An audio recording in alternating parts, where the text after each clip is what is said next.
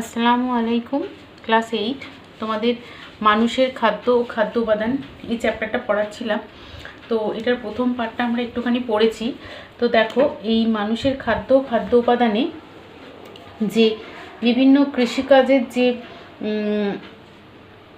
কৃষিকাজ করতে গেলে যে জিনিসগুলো আমাদের দরকার সেগুলো সম্পর্কে আমরা একটা একটা করে জানবো। প্রথম হচ্ছে যে চাষের জমি তৈরি করা। প্রথম হচ্ছে চাষের জমি, কারণ চাষাবাদ করতে গেলে প্রথমেই কি দরকার না জমি। তাহলে প্রথম পার্ট হচ্ছে চাষের জমির মাটি তৈরি করা। চাষের জমির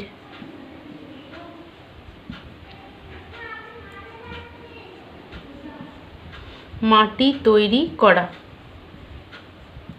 তাহলে চাষের জমির মাটি তৈরি করা, দেখো, কারণ চাষের জন্য বা উদ্ভিদের বেড়ে ওঠার জন্য প্রথম প্রয়োজন হচ্ছে মাটি। তো এই মাটিটা চাষের উপযোগী হওয়া খুবই জরুরি, তাই না? কারণ মাটি যদি উপযোগী না হয় তাহলে সেই জমিতে চাষাবাদ করা যাবে না। আর এই মাটিতে কি থাকে না, মাটিতে থাকে বিভিন্ন ধরনের খনিজ পদার্থ, জল, বায়ু, পচা গলা জৈব বস্তু, বিভিন্ন জীব, এগুলো মাটির মধ্যে থাকে। তো এই মাটি যত আলগা হবে, মাটির কণা যত ফাঁক ফাঁক হবে, তত কি হবে, সেখানে গ্যাসিয়াস এক্সচেঞ্জগুলো হবে, অর্থাৎ বায়ুর আদান প্রদান হবে, যার ফলে কি হবে, সেই জমিতে চাষাবাদ ভালো হবে এবং সেই জমি উদ্ভিদের বেড়ে ওঠার পক্ষে খুবই উপযুক্ত হবে। তো মাটির মধ্যে থাকে বিভিন্ন ধরনের জীব, যেমন ধরো কেঁচো। এরা কি করে না, এরা মাটিকে খুব উর্বর করে তোলে, কারণ মাটি খুঁড়ে এরা কি করে, মাটির মধ্যে রন্ধ্র বা ছিদ্র তৈরি করে, যার ফলে আলো বাতাস সেখানে মানে বাতাস যাতায়াত করতে পারে, যার ফলে সেই মাটি খুব উপযোগী হয়ে ওঠে। এছাড়াও এই জন্য কেঁচোকে বলা হচ্ছে কি না, কৃষকের বন্ধু বলা হয়, তাই না? কৃষকের বন্ধু বলা হয়, আমরা ছোটো থেকে পড়েছি। এছাড়াও মাটির মধ্যে আরও অনেক ধরনের অণুজীব থাকে যাদেরকে আমরা চোখে দেখতে পাই না। এই অণুজীবগুলো কি করে না, মাটির উর্বরতা বৃদ্ধি করে, মাটির উর্বরতা বৃদ্ধি করে। এদেরকেও বলা হচ্ছে কি না, চাষির বন্ধু বলা হয় এদেরকেও। তো এই জীবেরা মাটিকে যে শুধু আলগা করে তাই না, এরা যে মাটির যে জৈব অংশ যা হিউমাস বাড়াতে সাহায্য করে, হিউমাস মৃত্তিকা যেটা চাষের পক্ষে সবথেকে উপযুক্ত, সেই হিউমাসের পরিমাণ বাড়াতে সাহায্য করে কারা না, বিভিন্ন ধরনের অণুজীব। তো এই অণুজীবগুলো এবং বিভিন্ন ধরনের মৃত পচা গলা পাতা, এগুলো কি করে না, মাটির পুষ্টি উপাদানকে বাড়িয়ে দেয়, মাটির পুষ্টি উপাদানকে বাড়িয়ে দিয়ে মাটিকে কি করে তোলে না, উর্বর করে তোলে। তাহলে প্রথম মাটি চাষের জন্য উপযুক্ত, চাষের জন্য কি তৈরি করা দরকার না, মাটিটাকে বা জমিটাকে তৈরি করা দরকার। সেই জমি তৈরি করতে গেলে কি কি করতে হবে, তাহলে জমিতে বিভিন্ন ধরনের অণুজীবদের বাড়তে দিতে হবে, হিউমাসের পরিমাণ বাড়তে দিতে হবে, তাই না? তো দেখো,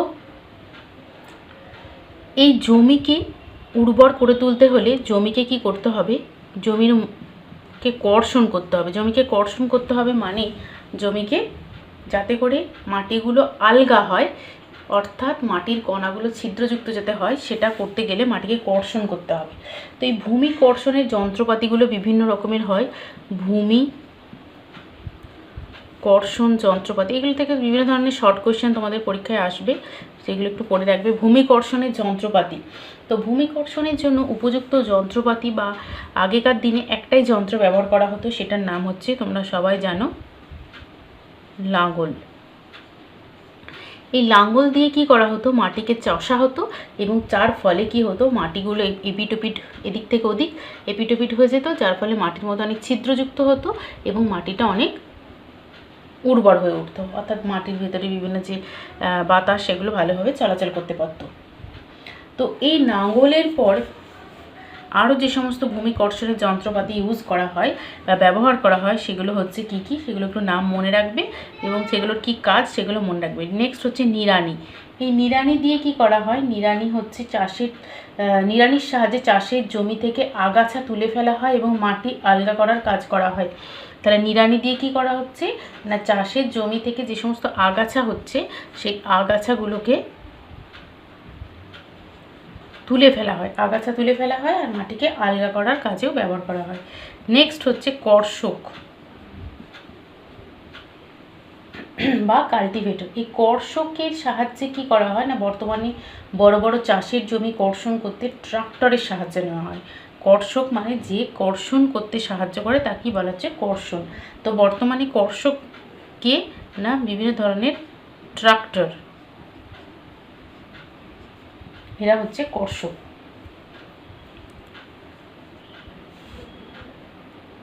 তো দেখো, ছোট জমি বা ফুলের বাগানে এখন অনেক সময় এই কাজে পাওয়ার টিলার, কারণ ছোটো জমিতে ট্রাক্টর ইউজ করা সম্ভব হয় না, তো সেখানে কি করা হয় না, যে জিনিসটা ব্যবহার করা হয় তার নাম হচ্ছে পাওয়ার টিলার।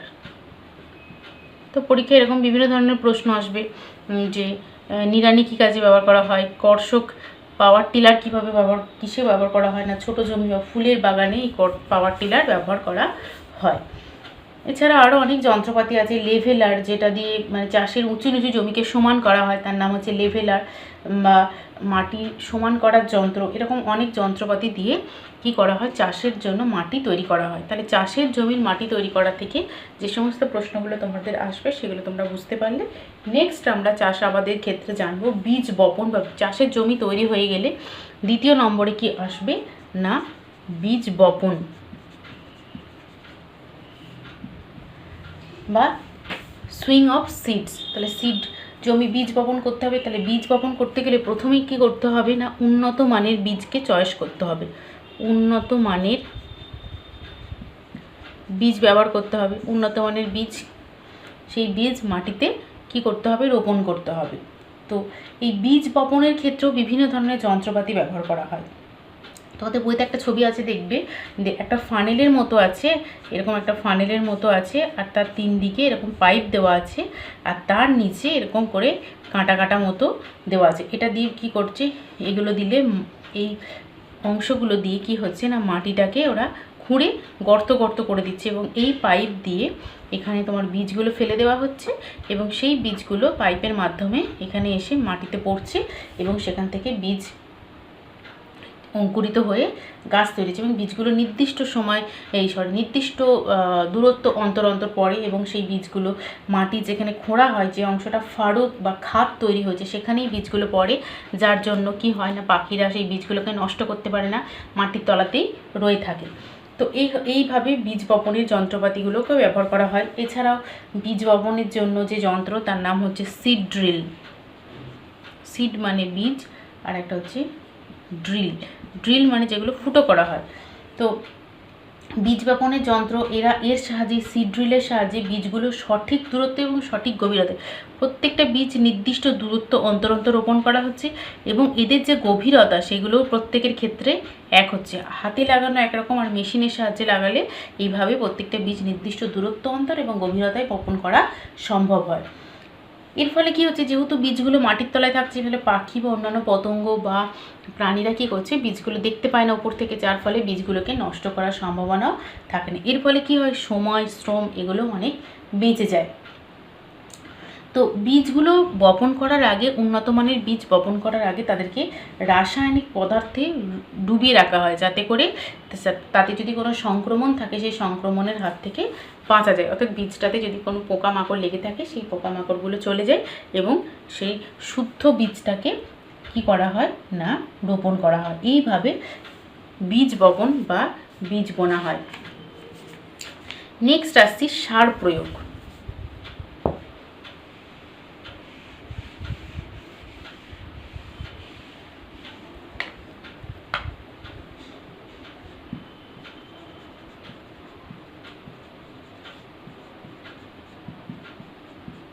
দেখো, চাষের জমি তৈরি করা হয়ে গেল।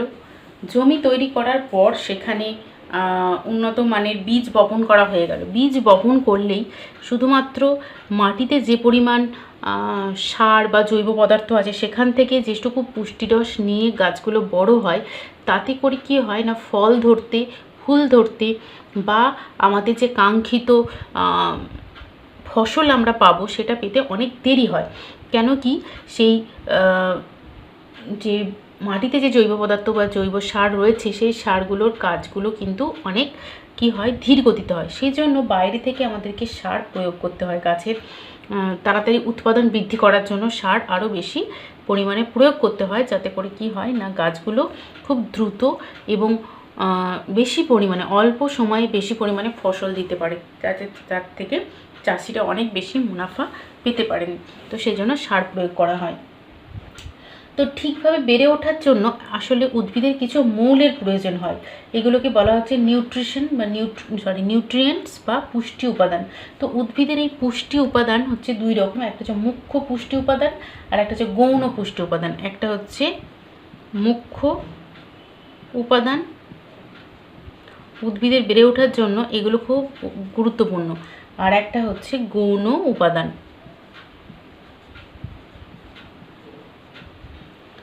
এইগুলো উদ্ভিদের বেড়ে ওঠার জন্য খুব দরকার। তো মুখ্য উপাদানগুলো কোনগুলো? Carbon, hydrogen, oxygen, nitrogen, phosphorus, potassium, magnesium, sulphur, এগুলো হচ্ছে সব মুখ্য উপাদান। আর গৌণ উপাদান কোনগুলো?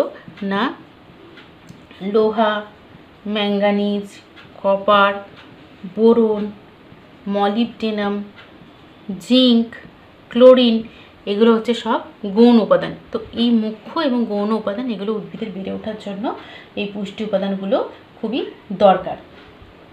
তো এই পুষ্টি উপাদানগুলো উদ্ভিদরা পাবে কোথা থেকে? অবশ্যই মাটি থেকে পাবে, কিন্তু মাটিতে এই পুষ্টি উপাদানগুলো সব সঠিক পরিমাণে না থাকার কারণে চাষিরা কি করেন না সার প্রয়োগ করে থাকেন, সারের ব্যবহার করে থাকেন। এই সার কি হয় না উদ্ভিদের পুষ্টি উপাদানের ঘাটতি পুষিয়ে দিয়ে উদ্ভিদের বৃদ্ধি সহায়ক হয়, অর্থাৎ উদ্ভিদকে বৃদ্ধি করতে সাহায্যকারী উপাদানই হচ্ছে সার। তাই সার কাকে বলবো না, যে মাটিতে থাকা উদ্ভিদের পুষ্টি উপাদানের ঘাটতি পুষিয়ে দিয়ে উদ্ভিদের বৃদ্ধির সহায়ক হয় যেসব পদার্থ তারাই হলো সার। তার মানে যারা উদ্ভিদের বৃদ্ধির সহায়ক উপাদান তাদেরকে আমরা বলছি সার। এই সার দুই রকমের হয়, একটা হচ্ছে জৈব সার আর একটা হচ্ছে অজৈব সার। সার হচ্ছে দু রকম, জৈব সার এবং অজৈব সার। দেখো জৈব মানে বুঝতে পারছো, জৈব মানে হচ্ছে যার সাথে জীবন জড়িত থাকে তাকে আমরা বলি জৈব। আর অজৈব মানে হচ্ছে যেটা যার সাথে জীবনের সজীব পদার্থে বা জীবনের কোনো যোগ নেই তাকে বলা হচ্ছে অজৈব পদার্থ, বা এটা এক ধরনের রাসায়নিক সারও আমরা বলতে পারি। মানে অজৈব সার হচ্ছে এক ধরনের রাসায়নিক পদার্থ, রাসায়নিক পদার্থ। তো জৈব সার হচ্ছে কি না, জৈব সার হচ্ছে এটা প্রাকৃতিক উপায়ে তৈরি হয়, অর্থাৎ মৃত উদ্ভিদ প্রাণীদের যে বর্জ্য সেগুলো পচিয়ে দিয়ে এই সার তৈরি হয়। কিভাবে তৈরি হচ্ছে না, মৃত উদ্ভিদ আর প্রাণী, মৃত উদ্ভিদ ও প্রাণীদের বর্জ্য পদার্থগুলোকে পচিয়ে এই সার তৈরি করা হয়। না চাষিরা কি করেন না একটা খোলা জায়গায় গর্ত খুঁড়ে সেখানে মৃত উদ্ভিদ আর প্রাণীদের বর্জ্য পদার্থগুলো ফেলে রাখেন যাতে পচে যাওয়ার জন্য। বিভিন্ন ধরনের মৃত উদ্ভিদ প্রাণীর বিভিন্ন বর্জ্য পদার্থ, আনাজের খোসা, এগুলো সব এক জায়গায় ফেলে কি করে না অনেক দিন ধরে রেখে দেয় যাতে করে সেটা পচে উঠে সার তৈরি হয়ে যায়। ব্যাকটেরিয়া আর ছত্রাকের বিয়োজন ও রূপান্তরের ক্রিয়ায় এই বর্জ্য পদার্থগুলো পচে গিয়ে তৈরি হয় জৈব সার। তাহলে এই ধরনের পদার্থগুলো কাদের ক্রিয়ায় না ব্যাকটেরিয়া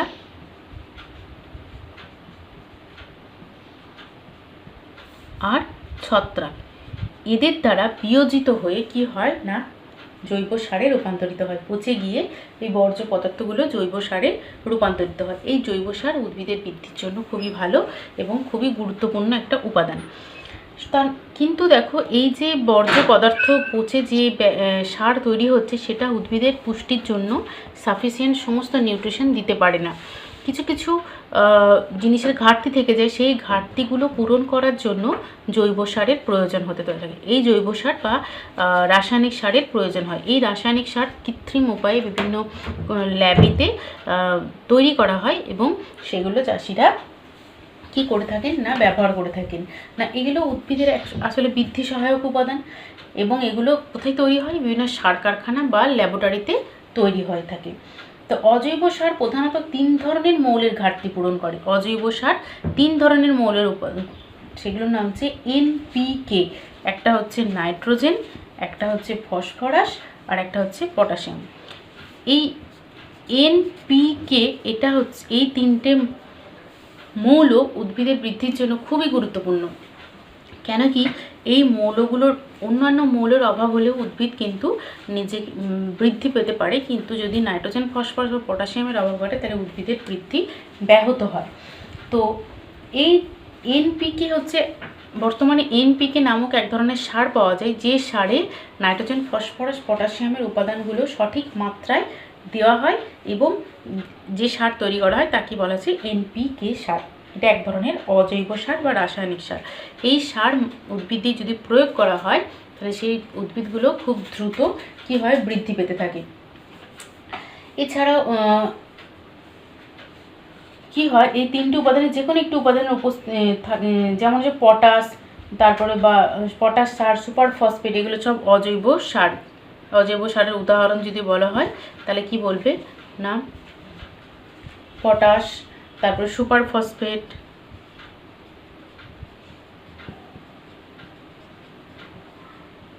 এগুলো সব অজৈব সারের উদাহরণ।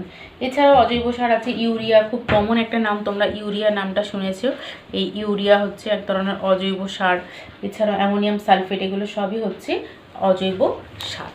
এবার দেখো, এই অজৈব সার ব্যবহারের কিন্তু অনেক রকম অসুবিধা রয়েছে। অজৈব সার ব্যবহার করলে আমরা খুব অল্প সময়ে বেশি পরিমাণে ফসল পেতে পারি, কিন্তু এই অজৈব সার ব্যবহারের অনেক রকমের ভয়াবহতা বা ক্ষতিকারক দিক রয়েছে। সেগুলো কি একটু জানবো।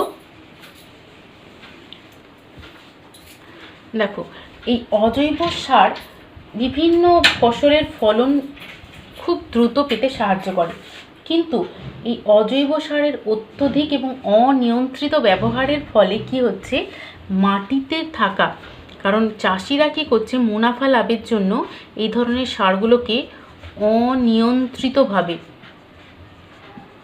অনিয়ন্ত্রিতভাবে ব্যবহার করছেন বেশি পরিমাণে, যাতে করে ভাবছেন অল্প সময়ে বেশি বেশি করে আমরা ফসল পেতে পারি। যার ফলে কি হচ্ছে, যে মাটিতে যে প্রাকৃতিক যে অণুজীবগুলো রয়েছে, সেই অণুজীবগুলো কি হচ্ছে না, এই সারের প্রভাবে মারা যাচ্ছে। ব্যাকটেরিয়াতে থাকা এই মাটিতে থাকা বিভিন্ন ধরনের ব্যাকটেরিয়া কি হচ্ছে না, যারা মাটির উর্বরতা শক্তি বৃদ্ধি করে তারা এই সারের প্রভাবে কি হচ্ছে, মারা যাচ্ছে। ফলে মাটির উর্বরতা শক্তি বা উৎপাদন ক্ষমতা অনেক কমে যাচ্ছে, যেটা প্রাকৃতিক ন্যাচারাল যে উৎপাদন ক্ষমতা সেটা অনেক কমে যায়। এবং মাটির যে বৈশিষ্ট্য, সেই বৈশিষ্ট্য অনুযায়ী সার ব্যবহার না করলে কি হবে না, মাটির যে রাসায়নিক গঠন, সেই মাটির গঠন পরিবর্তিত হয়ে যাবে। মাটির গঠন পরিবর্তিত হয়ে যাবে, যার ফলে সেই মাটি চাষাবাদের আর উপযুক্ত থাকবে না। এবং এই সার অনেক বেশি পরিমাণে ব্যবহারের ফলে, যেমন কোন ধরনের সার, ammonium sulphate, NH4 ammonium sulphate, তারপরে তোমার সোডিয়াম নাইট্রেট, NaNO3, এই ধরনের সার ব্যবহারের ফলে কি হচ্ছে না, মাটির অম্ল এবং ক্ষারের পরিমাণ বেড়ে যাচ্ছে। যদি অ্যামোনিয়াম সালফেট বেশি পরিমাণে ব্যবহার করা হয় তাহলে মাটির আম্লিক ভাগ বেড়ে যেতে পারে। আর সোডিয়াম নাইট্রেট বেশি ব্যবহারের ফলে মাটির ক্ষারের পরিমাণ বেশি বেড়ে যেতে পারে, যার ফলে কি হয় না, মাটির যে পিএইচ ব্যালেন্স, সেই ব্যালেন্সটা নষ্ট হতে পারে, অর্থাৎ অম্ল ক্ষারের ভারসাম্য নষ্ট হয়ে যায়। কিন্তু মাটি বা যে কোনো উপাদানের এই অম্ল ক্ষারের ভারসাম্য বা পিএইচ ব্যালেন্সটা ঠিক থাকাটা ভীষণ দরকার। তো এই পিএইচ ব্যালেন্স যদি ঠিক না থাকে তাহলে সেই মাটিতে চাষাবাদ করলে সেই ফসল কিন্তু খুব ভালো হবে না এবং অনেক রকম ক্ষতি হতে পারে। তো সেই জন্য এই সারগুলো নিয়ন্ত্রিত উপায়ে ব্যবহার না করলে কিন্তু মাটির রাসায়নিক পরিবর্তন ঘটে যাবে এবং সেই মাটি চাষের পক্ষে অনুপযুক্ত হয়ে যাবে।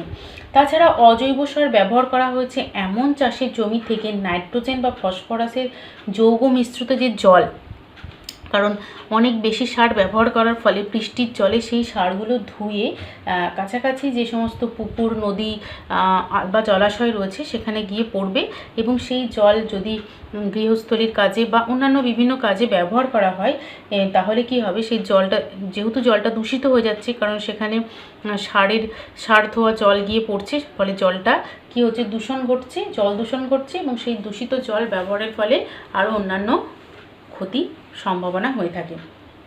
তাই মাটির উর্বরা শক্তি বজায় রাখতে বর্তমানে কিন্তু অজৈব সারের পরিবর্তে জৈব সার ব্যবহারের চেষ্টা করা হচ্ছে ঠিকই, কিন্তু জৈব সারের চেয়ে অজৈব সার ব্যবহার কিন্তু অনেক বেশি ভালো। তো কারণ অজৈব সার ব্যবহার করলে এই ধরনের ক্ষতির সম্ভাবনা থাকে না। তো তোমাদের পরীক্ষায় একটা প্রশ্ন আসে, জৈব সার কেন অজৈব সারের থেকে ভালো?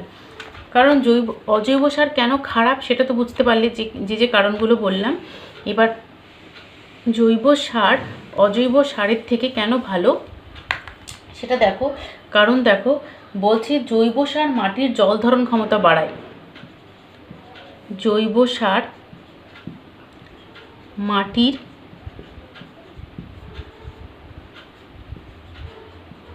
জল ধারণ ক্ষমতা বাড়ায়। নেক্সট হচ্ছে জৈব সার ব্যবহার ফলে মাটি রন্ধ্রযুক্ত হয়। মাটি রন্ধ্র মানে হচ্ছে ছিদ্রযুক্ত হয়, রন্ধ্রযুক্ত হয়। রন্ধ্রযুক্ত হলে কি হলে, প্রথমে আমি আলোচনা করলাম, রন্ধ্রযুক্ত হলে মাটির মধ্যে গ্যাসিয়াস এক্সচেঞ্জ বা কি বলবো, বাতাসের আদান প্রদান ভালো হয়, যার ফলে মাটি খুব উর্বর হয়, ফলে মাটির মধ্যে গ্যাসিয়াস আদান প্রদান বা গ্যাসের আদান প্রদান ভালো হয়। এছাড়াও জৈব সার ব্যবহার করলে মাটিতে থাকা যে সমস্ত উপকারী অণুজীব তাদের সংখ্যা কি হয়, অনেক বেশি পরিমাণে বেড়ে যায়। যেটা অজৈব সার ব্যবহার করলে তারা মারা যায়, অণুজীবরা মারা যায়, কিন্তু জৈব সার ব্যবহার করলে মাটিতে থাকা অণুজীবের পরিমাণ কি হয়, বৃদ্ধি পায়, অণুজীবের বৃদ্ধি ঘটে। আর কি হয় না, মাটির গঠন উন্নত রাখতে সাহায্য করে। মাটির কোনো রাসায়নিক পরিবর্তন ঘটায় না, অর্থাৎ মাটির গঠন ঠিক রাখে। এই সমস্ত কারণে জৈব সার কিন্তু অজৈব সারের থেকে অনেক বেশি ভালো। তাই জৈব সার অজৈব সারের থেকে কেন ভালো সেটা তোমরা বুঝতে পারলে। এবার দেখো, এছাড়া আরও কিছু উপায় আছে যে উপায়ে চাষের জমিকে অনেক বেশি ভালো রাখা যায় বা জমিকে অনেক বেশি উর্বর রাখা যায়। সেই উপায়গুলো কি কি না, 1 নম্বর উপায় হচ্ছে চাষের জমিকে অনাবাদি করে ফেলে রাখা। চাষের জমি কি অনাবাদি ফেলে রাখা। অনাবাদি করে ফেলে রাখা মানে ব্যাপারটা হচ্ছে দুটো ফসল চাষের মধ্যবর্তী যে সময়, ধরো একবার ধান চাষ হয়েছে, কিছুদিন পরেই চাষ করা হবে তোমার কিছু ফসল চাষ করা হবে। এখানে ধান চাষ করা হয়েছে, এইখানে ধরো চাষ করা হবে কি না, আলু চাষ করা হবে। তো এই ধান এবং আলু চাষ করার মধ্যবর্তী যে সময়টা, সেই সময়টা যদি চাষ না করে ফেলে রাখা যায়, জমিটাকে এমনি প্রাকৃতিক উপায়ে মাটি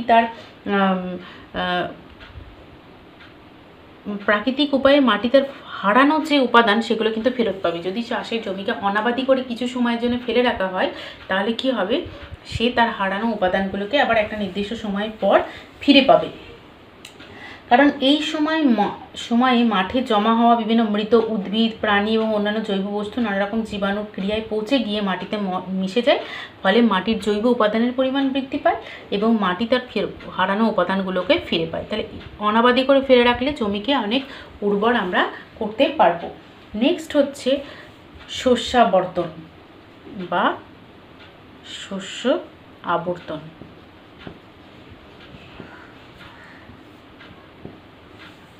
দেখো, একই জমিতে একই ফসল বারবার চাষ না করে যদি শস্যের আবর্তন ঘটিয়ে, অর্থাৎ বিভিন্ন ফসল বারবার চাষ করে আলাদা আলাদাভাবে চাষ করলে কি হবে, সেই জমির উর্বরতা শক্তি বৃদ্ধি পাবে।